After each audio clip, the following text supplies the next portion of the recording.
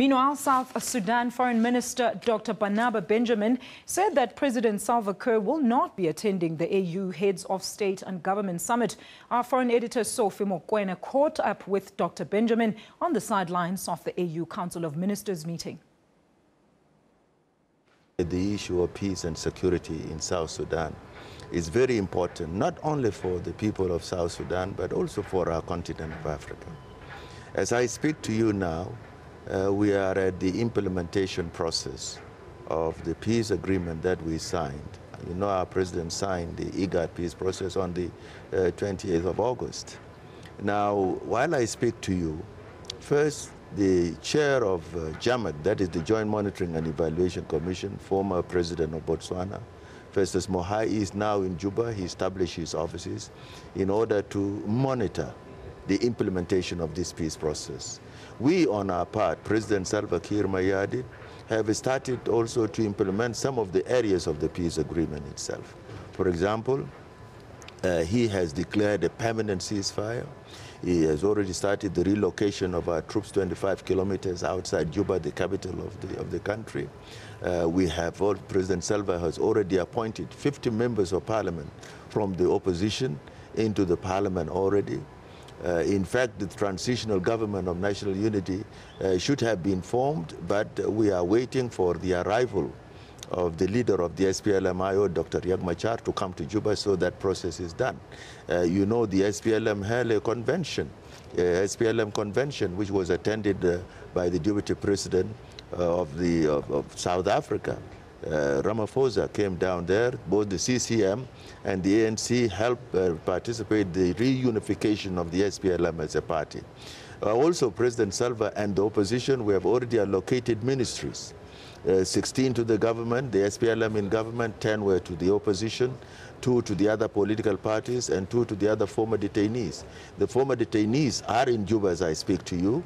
The advanced team of Dr. Riek, that is the SPLM in opposition, are in Juba. We have already agreed, and especially on the security arrangements, bringing in troops, the cantonment of troops. So what I'm sharing with you is that the process of implementation is already going on. The only delay in the formation of transitional government of national unity is of two things. First, the former rebel leader has not yet come to Juba so that they can sit together with President Salva Kiir so that they can be able to form the government. And secondly, the issue of the constitution. JAMAC chair, they are working, there is a constitutional committee because this peace agreement needs to be incorporated into the constitution so that when President Salva makes his appointments, like appointing Dr. Riek as the first vice president of the republic, you need to quote the constitution. So I would like to encourage you that what we need now is that the peace process is on track. But what guarantee do we have that this time around peace will hold? I think there is a lot of guarantee. First of all, there is a monitoring committee, which is shared, what we call JAMAC, which is shared by the former president of Botswana, who will actually be keeping IGAD informed and will be keeping the African Union informed. Secondly, the people of South Sudan itself, the leadership itself, are committed. They want peace and stability for their country.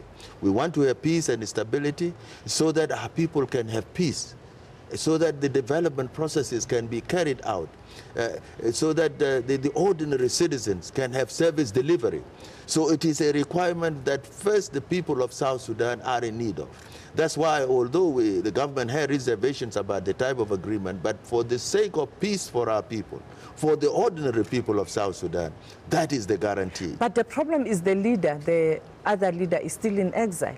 So there's no progress in as far as I'm concerned. Yes, that's why. Because until such time, you have this government working, you are still in that deadlock or perhaps maybe stuck in a rut. Yes, that's why we are asking the African Union, we are asking, we were today in the meeting of the Great Lakes region, we are asking the IGAD countries in order to prevail on the rebel leader to come, because all his team is already inside the country now. So why should he keep outside?